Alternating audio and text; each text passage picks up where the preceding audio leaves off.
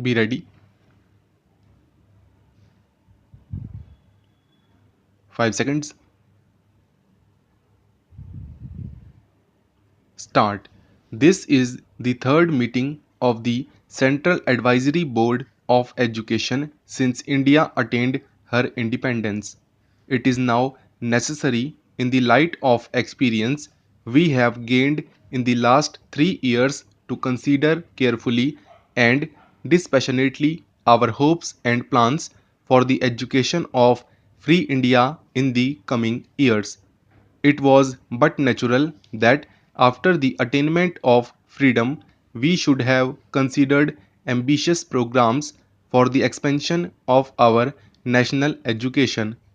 This was necessary as education is one of the most important of our nation building activities.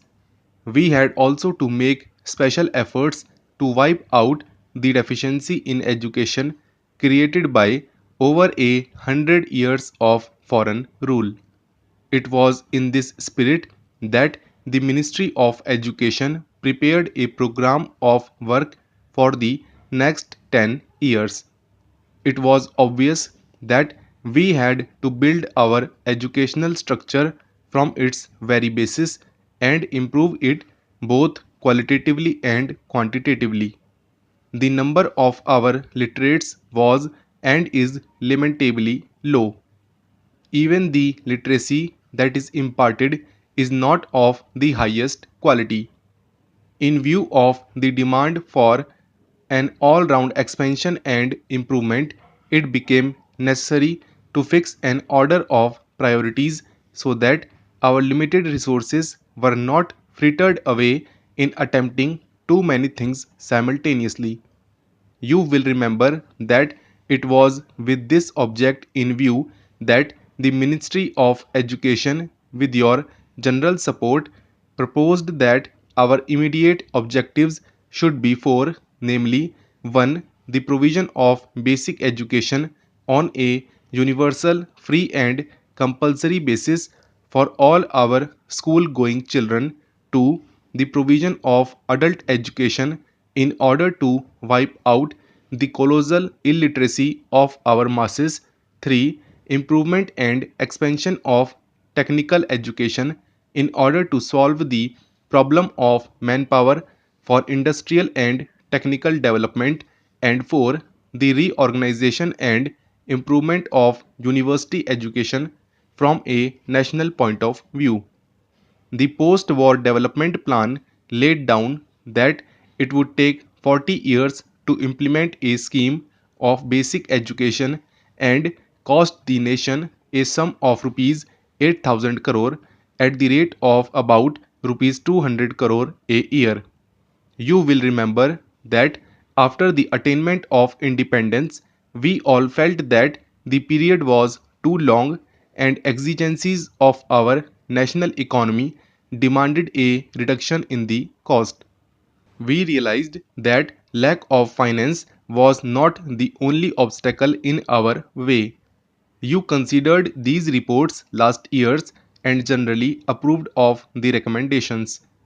I agree with your views and feel that in the light of the modifications suggested, we may prepare our programs on the basis of cooperation between the state and the people so that the state may extend the necessary facilities and services on the one hand and the people on the other supplement on a voluntary basis the efforts of the state.